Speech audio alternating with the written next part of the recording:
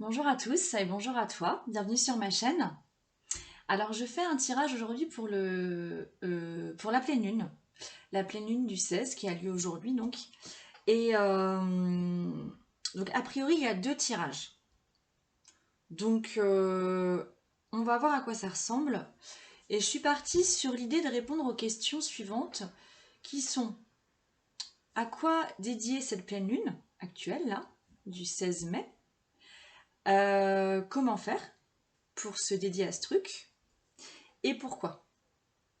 Pourquoi s'y intéresser? Voilà, et ben tu n'as qu'à choisir entre le un ou le 2 et ensuite tu cliques sous la vidéo pour tomber sur ton tirage. Voilà. Alors si tu as fait le choix numéro un, euh, tu... tu dois te trouver en ce moment euh, au démarrage de quelque chose, d'un projet, d'un truc qui va prendre forme en fait là, dans la matière. En fait, on a l'as de terre qui est tombé, avec le tarot des anges. Le tarot des anges de Dorine Virtue. Alors, en fait, je pense que tu dois être sûrement dans une situation où les choses sont plutôt prometteuses. Euh, mais je pense que du coup, tu te concentres peut-être que sur une ou plusieurs choses, mais qu'il y a un autre truc qui demande ton attention. Et ça, je pense que tu le vois pas forcément, mais c'est pas forcément que tu veuilles pas le voir, c'est que tu es vraiment, je pense, dans ton projet et que du coup tu vois peut-être pas ou t'as pas de place pour voir autre chose. Et donc c'est dans ces cas-là que c'est bien de prendre un peu de recul, de faire une pause et d'aller voir, de faire le point quoi, tout simplement.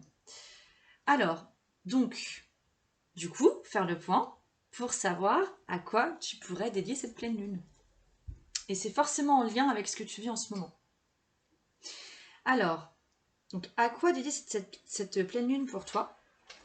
Là, on a le page de coupe qui est tombé. Et donc, euh, c'est comme si là, on te demandait de rêver un peu, de rêver fou. Parce que là, avec un projet qui commence à prendre forme, avec un as de terre, on est vraiment très terre à terre. Et donc, on s'inquiète de questions matérielles, tu vois, de questions physiques, tu vois, Donc, du coup, en étant là-dedans, je pense, tu peux avoir tendance à oublier la magie de la vie, en fait. Et la magie de la vie, c'est aussi celle de rêver. Rêver, c'est un truc qu'on n'explique pas, ça. C'est un truc qu'on est incapable de- d'expliquer avec des choses matérielles, tu vois. Ça se passe que dans ta tête et tu auras beau nous décrire tout ce que tu veux, on n'aura jamais ton rêve dans notre tête, en fait. Puisque ton rêve, c'est le tien. Tu auras beau nous décrire toutes les images que tu veux en nous donnant tes couleurs, tes lieux, tes sensations. Nous, on se fera ton rêve à notre image, mais ce sera jamais le tien. Et je crois que c'est ça qu'il faut pas que tu oublies, justement, c'est de rêver. Et je dis rêver fou parce que tu vois, ce page-là, il est assis, on voit pas ses jambes, mais ses jambes, elles sont en l'air. On est un peu dans un monde où tout est possible et que ça pose pas de problème, en fait. Et je crois que c'est là qu'il faut que tu te reconnectes. Enfin, que c'est à ça qu'il faut que tu te reconnectes. À ça que peut te servir cette pleine lune. À rêver. Alors, je vais racheter une carte par-dessus parce que je pense qu'il y a une autre info à sortir.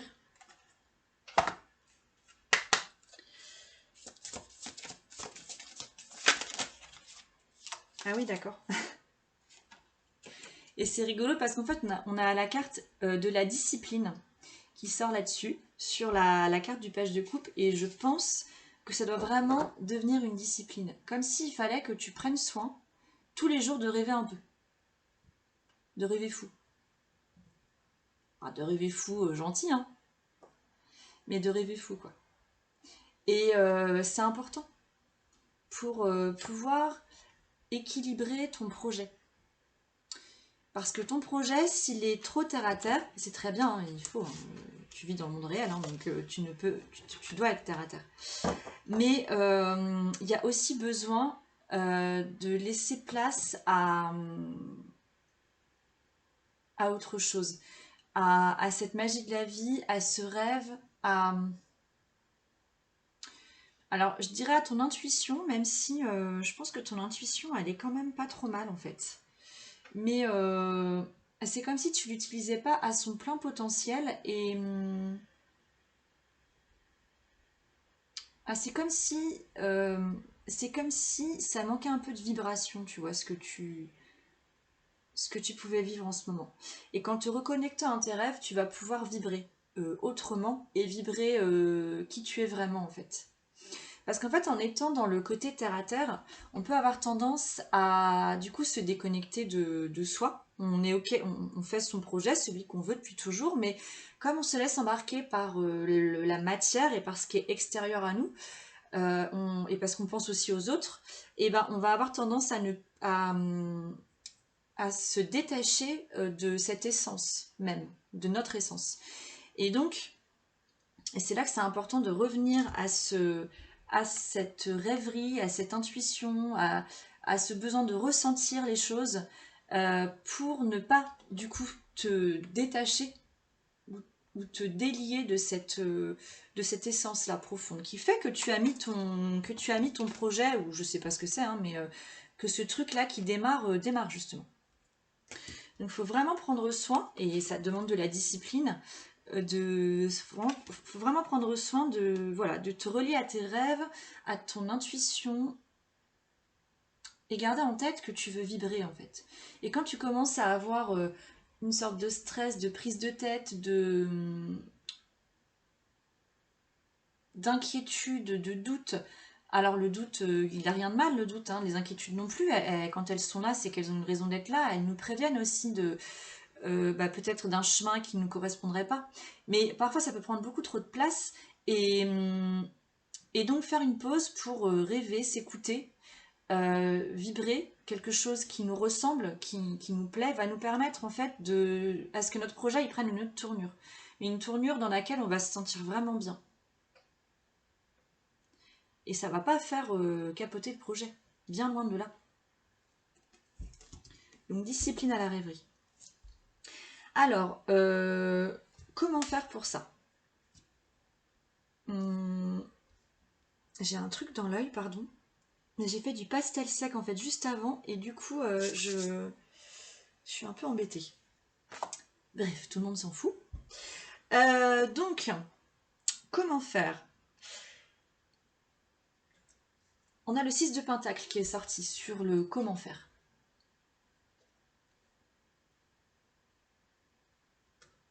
Comment faire pour rêver un peu et pour se discipliner là-dedans?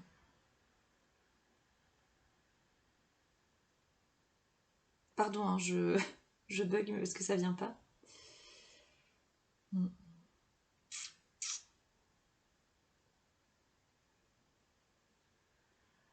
Alors, ce que je sens, c'est comme une nécessité de porter délicatement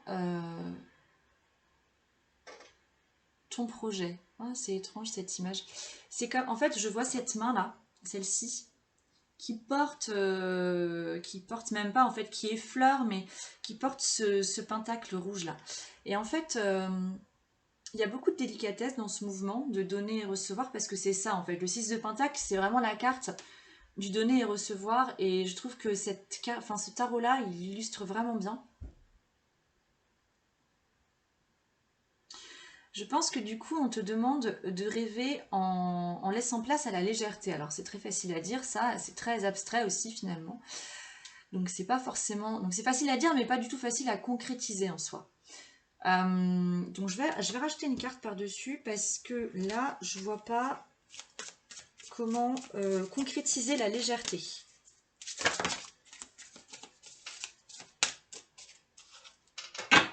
Ok. Alors, je pense, on a la paix en fait qui est tombée, la carte de la paix.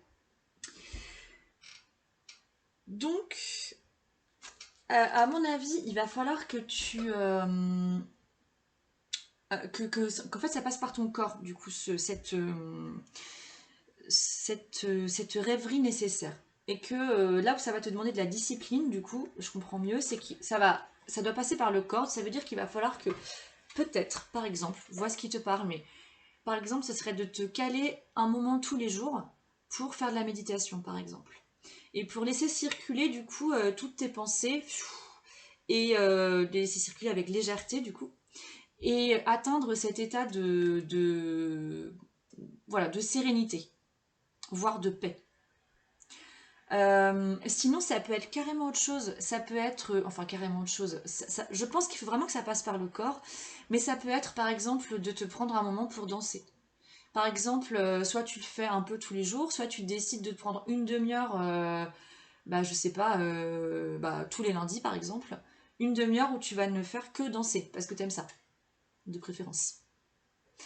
Ou alors un autre truc, je sais pas moi, tu vas marcher, tu vas courir, tu vas. Mais je crois qu'il faut vraiment que tu utilises le corps et que tu aies en tête l'idée d'être légère dans ton corps.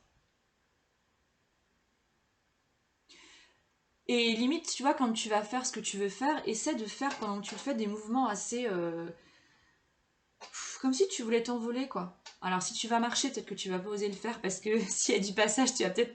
Enfin, peut-être que tu vas avoir peur du ridicule, du coup, mais c'est justement aussi de ça dont il faut se détacher. Parce que pour rêver grand, pour rêver fou, il faut pas avoir peur du ridicule. Donc, je crois que ça va être vraiment ta, ta discipline pour cette semaine et pour cette pleine lune. Peut-être de mettre un nouveau rituel en place qui va vraiment pouvoir apporter de la légèreté et de la magie dans ton projet et dans ce que tu es en train de mettre en place en tout cas en ce moment. Alors, pourquoi tu dois faire ça?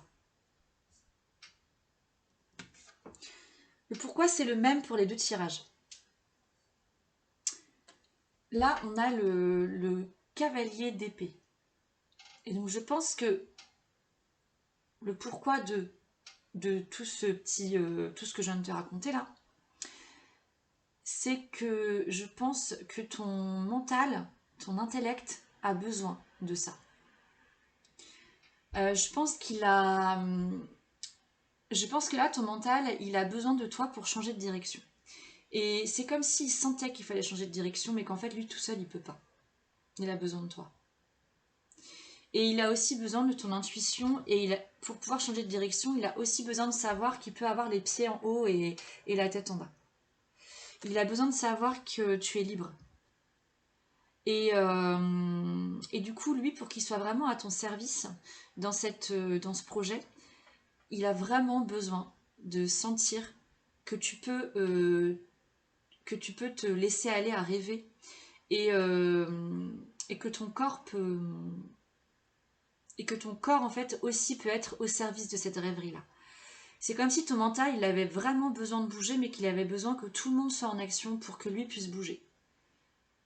Toutes ces parties de toi. Mais avant tout toi en fait, tu vois ton être. Parce que c'est toi qui dirige tout ça, c'est toi qui dirige ton mental, c'est toi qui dirige ton intuition. Enfin, qui dirige ton intuition. C'est toi qui peux décider en tout cas d'écouter ton intuition.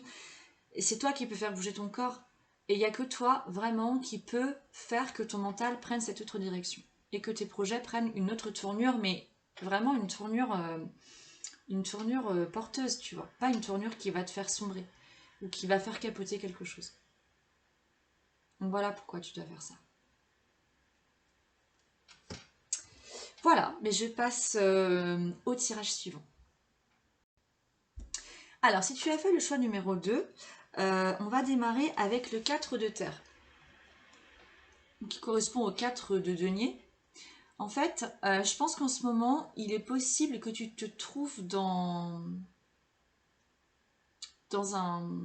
Alors, dans une peur de manquer, ou carrément dans une phase où tu manques vraiment de quelque chose dans la matière. Donc que tu manques d'argent, que tu manques de place dans ta maison, que tu n'aies pas, je sais pas moi, le local qu'il faut pour ton activité. peut-être que tu n'as pas la voiture dont tu as besoin, peut-être que tu as une panne de voiture carrément, ou que tu as besoin d'un véhicule et que tu n'as pas ce qu'il faut, et alors que tu as des kilomètres à faire ou que tu as des déplacements à faire. Voilà, je pense que soit tu as peur de manquer ou que tu manques carrément. Je pense même qu'il y a quand même plus de... Clairement, tu manques. À mon avis, tu manques de quelque chose. Donc, du coup, à quoi dédier cette pleine lune dans cette situation où tu manques ou alors tu as peur de manquer? Eh ben, il va falloir foncer, ma chère amie. Ou mon cher ami, mais j'ai l'impression que vous êtes une majorité de femmes quand même à me regarder. C'est le 8 de bâton qui sort ici. Là, je pense que c'est comme si on te disait qu'est-ce que tu attends pour lancer les chevaux, sachant que tu as déjà réussi. Ce que tu as fait a déjà fonctionné. Donc en fait, tu n'as rien d'autre à craindre, rien d'autre à faire, et tu n'as rien à craindre à le faire, que de foncer. Et on te demande d'aller... alors, je ne vais pas mettre de pression en disant ça, mais soit il faut que tu ailles vite, enfin, c'est-à-dire qu'il ne faut pas attendre trop longtemps, soit quand tu vas le faire, ça va aller vite. Donc prépare-toi. Donc c'est à ça que cette pleine lune, tu peux la consacrer là, je pense, c'est à je sais pas, peut-être peaufiner un projet ou commencer à programmer ou à communiquer sur ce que tu as envie de faire, ce que tu aimes. Parce qu'en fait, c'est comme ça que tu vas te débloquer de cette histoire de manque. Parce que tu manques dans la matière, mais parce que tu manques aussi d'action dans ton... euh, dans tes vibrations, en fait. Dans ce que tu veux, dans ce que tu aimes le plus profond de toi. Il y a quelque chose que tu aimes et que tu veux partager sûrement, ou que tu aimerais étudier plus, ou, ou que... Enfin, en tout cas, il y a quelque chose que tu aimes et tu as vraiment envie d'en faire quelque chose.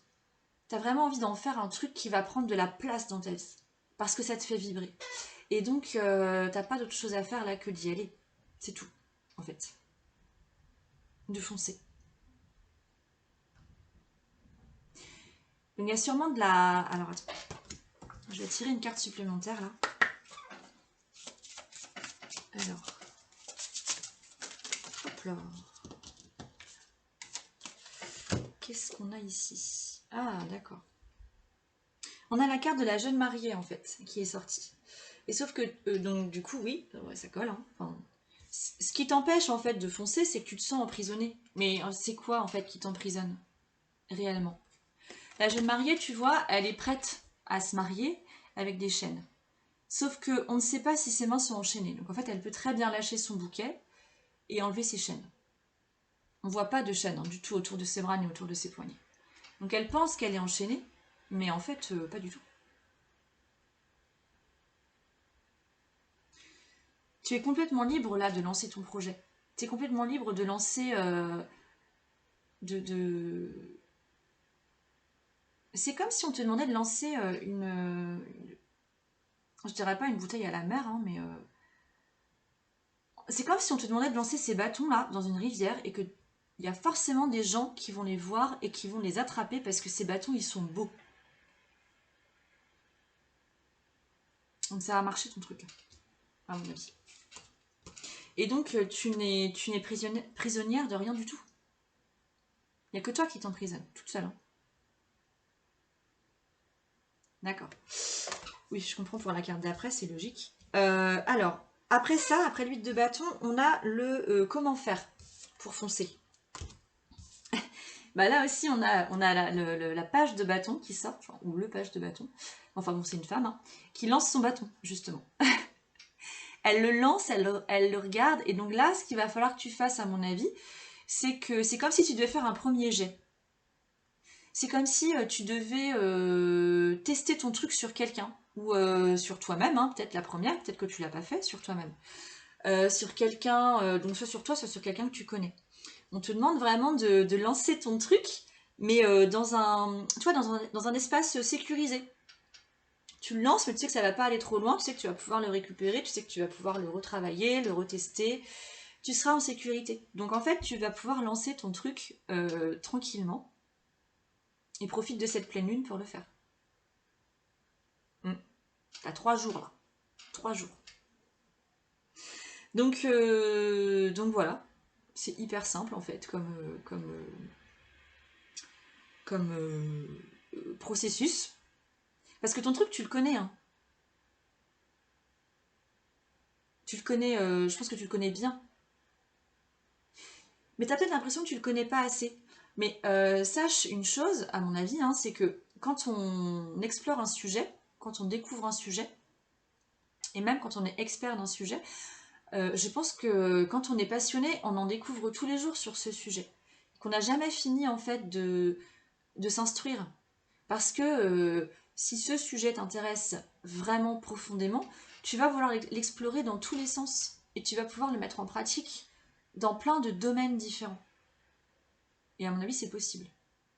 Donc là, l'expérience que tu as, elle est peut-être très jeune, ton expérience. Mais elle compte tout autant que si tu avais 40 ans d'expérience. Parce que ce que tu as découvert dans ton jeune parcours, si c'est vraiment le cas, mais c'est hyper précieux en fait, parce que ça t'a sûrement aidé toi. Donc pourquoi ça n'aiderait pas d'autres personnes? Pourquoi ça n'intéresserait pas d'autres personnes? Donc donne de la valeur en fait à ce projet que tu crois ne pas suffisant. Enfin, plutôt donne de la valeur aux connaissances que tu as, au savoir que tu as, que toi tu estimes trop faible, trop léger. Donne-lui de la valeur parce qu'il a sa propre valeur. Si tu ne l'avais pas, ce démarrage, tu ne pourrais pas continuer. Voilà. Et donc, toi, tu dois faire ça. Eh ben ouais, d'accord. C'est exactement la même chose, je pense. Parce qu'en fait, pour le premier tirage et le second tirage, la carte du pourquoi, c'est la même. C'est le cavalier d'épée. Et je pense que le pourquoi tu dois faire ça, c'est justement parce que, comme pour le premier tirage, ton mental, il a besoin de changer de direction, mais pour ça, il ne peut compter que sur toi. Je vais quand même rajouter une carte pour toi. Il a vraiment besoin de bouger, ton mental. Mais comme je le disais dans le tirage précédent, il ne peut bouger que grâce à toi. Il n'y a que toi qui peux le faire bouger, ce mental. Il ne pourra pas bouger tout seul. Alors, le mental peut te freiner. Mais par contre, il peut pas te faire avancer si t'as pas... En fait, il peut te freiner si t'as... Alors, comment dire?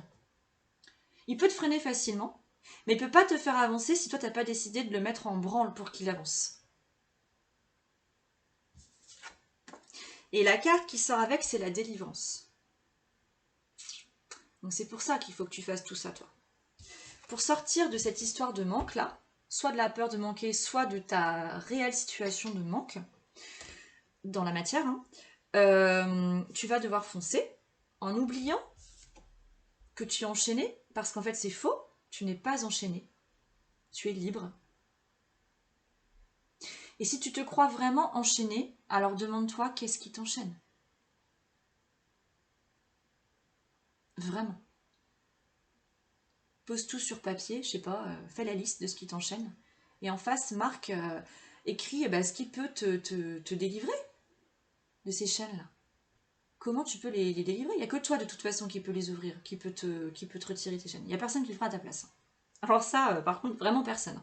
Alors tu peux aller demander un coup de main pour qu'on te délivre. Mais enfin, il n'y a quand même que toi qui enlèvera les chaînes, quoi. Parce que, tu sais, tu peux même trouver quelqu'un qui va trouver le moyen de décadenasser, tu vois, le cadenas. Mais même si ce cadenas est ouvert, si toi, t'as pas décidé de te délivrer, tu ne te délivreras pas. Tu vas conserver ces chaînes, alors que tu sais que tu peux les enlever. Donc de toute façon, personne ne pourra te délivrer. Il n'y a que toi.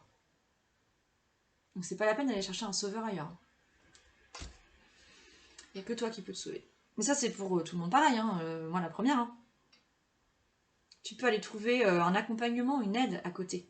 Mais si toi, t'as pas décidé de te délivrer, ça marchera pas.